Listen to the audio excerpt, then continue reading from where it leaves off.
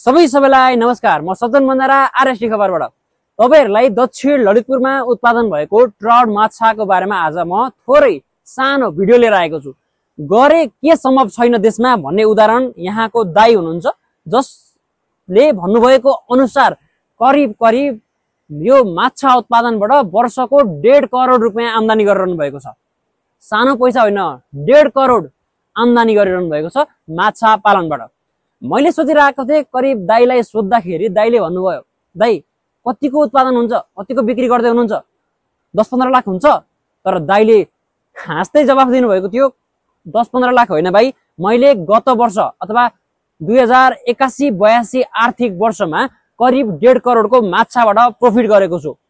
आउनुस्, trout माछाको आज हामी सम्पूर्ण कसरी पालेको छ र कसरी उत्पादन भइरहेको छ सम्पूर्ण भिडियोहरू तपाईहरुलाई देखाउने छु। आउनुस्, यो हो ट्राउट माछा, जसको उत्पादन यसरी हुन्छ, जुन यहाँको अलिकति भौगोलिक दृष्टिले पनि साथ दिएको छ। दाइले भन्दै हुनुहुन्छ 1.5 करोड रुपैयाँ कमाउँछु। मैले अचानक मान्दै भने, दाइ कति रुपैयाँ केजीमा बेच्नुहुन्छ माछा? दाइले भन्नुभयो, भाइ यो माछा करिब करिब 1500 देखि 2000 रुपैयाँ पर केजीमा बेच्ने गर्छु। मैले 1 केजी माछा किने, तल होटलमा लएँ, पकाएर खाएँ। तर यति मिठो छ यो माछा, तपाईहरुले सोच्न पनि सक्नुहुन्न। यहाँ हेर्न सक्नुहुन्छ, यो पहिलो तह हो। त्यसैगरी यो दोस्रो तहमा माछाको यत्रो ठुलो पोखरी छ र तेस्रो तह भने खाली रहेछ। उता चौथो र पाँचौं तहमा भने ठुल्ठुला माछा छन्।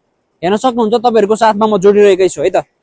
र यति राम्रो माछा पालन छ यहाँ, गरे देशमा के सम्भव छैन भन्ने उदाहरण चाहिँ यहाँको दाइ हुनुहुन्छ। यो ललितपुर जिल्ला महाकाल गाउँपालिका फुस्ने खोला स्थित माछा पालन हो, ट्राउट माछा पालन हो।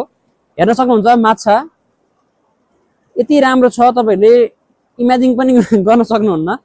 अलिकति हल्लेर ठुला देखिन सकेन, तर हेर्न सक्नुहुन्छ यहाँ त क्लियर देखिनु भयो होला सायद। त्यसैगरी यो तह खाली छ। अब यहाँ चाहिँ पहिलो तह, दोस्रो तह, तेस्रो, चौथो, पाँचौं तहको भिडियो हामीले देखाइसकेका छौँ तपाईलाई। अब तपाईहरुले हेर्दै हुनुहुन्छ, अब सबैभन्दा ठुलो समूहको माछा यहाँ हेर्न सक्नुहुन्छ। तपाईहरुले एकदम नै भयंकर माछा छन्, माछा छन्। दाइलाई सोधेको कतिवटा माछा छ, लगभग दाइले भन्नुहुन्थ्यो अहिले चाहिँ 1.5 लाखवटा भुरा हालेको थिएँ, लगभग ठुला हुने र बेच्ने काम जारी नै छ भन्नुभएको थियो। त्यसैगरी यहाँ हेर्न सक्नुहुन्छ, यो माछा पालन यति राम्रो छ, पुरै हरियाली बगैँचा छ है। त्यसैगरी यति धेरै कमाई हुने माछा तपाईहरुले पाल्ने कि नपाल्ने त? र यति सोचिरहँदाखेरि यति राम्रो माछाहरू चाहिँ कहाँबाट ल्याउने, कसरी ल्याउने, यसको भुराहरू कहाँ उत्पादन हुन्छ, यसले के कस्ता खानेकुराहरू खान्छ, तपाईहरुलाई पनि यस्तै जिज्ञासा भइरहेको छ भने तपाईहरुले आरएसटी खबरसँग सम्पर्क गरेर यसको भुरा माछाहरू पनि लिन सक्नुहुन्छ। यहाँको दाइसँग हामीले समन्वय गरेर तपाईहरुका लागि चाहिँ भुरा माछाहरू प्रदान गर्ने पनि निर्णय गरेका छौँ। यहाँ माछाहरूको यति राम्रो चाप छ, यति राम्रो मौसम छ, यहाँको चिसो पानी, सुन्दर हावापानी र स्वच्छ हावापानीमा हुर्किरहेका यी ट्राउट माछाको मासु भने अत्याधिक नै मिठो रहेछ। मैले पनि टेस्ट गरेपछि बल्ल मात्र तपाईहरुको लागि यो भिडियो बनाएको छु।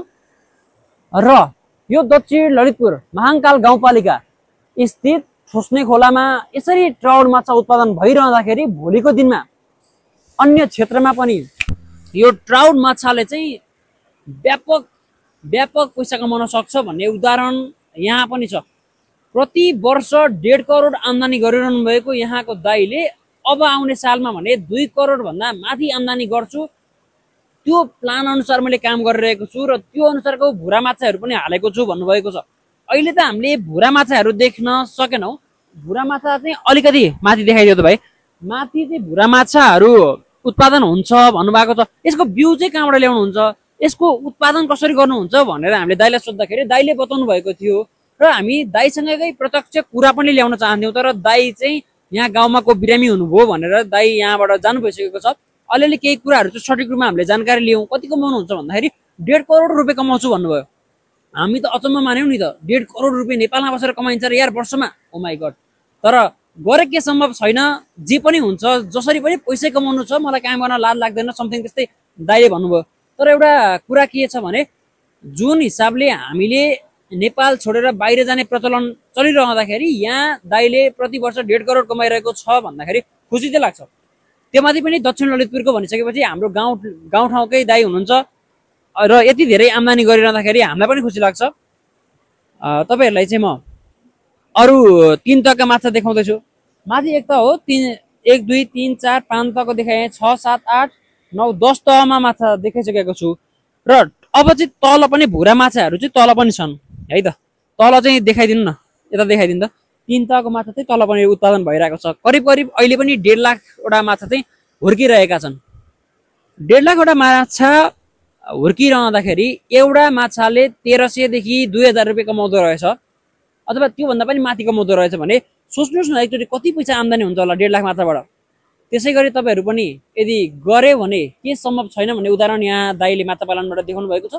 त्यसै गरी तपाईहरु पनि कुनै कुनै काम गर्न चाहनुहुन्छ र कृषिमा केही गर्न चाहनुहुन्छ भने हामीलाई सम्पर्क गर्नुहोस्। हामी पनि कुनै न कुनै ठाउँमा कुनै हिसाबले तपाईहरुसँग जोडिएर काम गर्ने इच्छा छ, राख्ने छौं। यदि तपाईहरु पनि यदि माछा पालन नै गर्न चाहनुहुन्छ र माछा पालनबाटै आम्दानी लिन चाहनुहुन्छ भने चाहिँ ट्राउट माछाबाट एकदम नै आम्दानी हुन्छ भनेर चाहिँ हामीले यो भिडियो बनाएका हौं। ट्राउट माछा तपाईहरुलाई यदि चाहिएको छ भने डाइरेक्ट आरएसटी खबरलाई सम्पर्क पनि गर्न सक्नुहुनेछ, मेसेज गर्न सक्नुहुनेछ। व्हाट्सएप नम्बर हामीले स्क्रिनमा राखिदिएका छौं, व्हाट्सएप पनि गर्न सक्नुहुनेछ।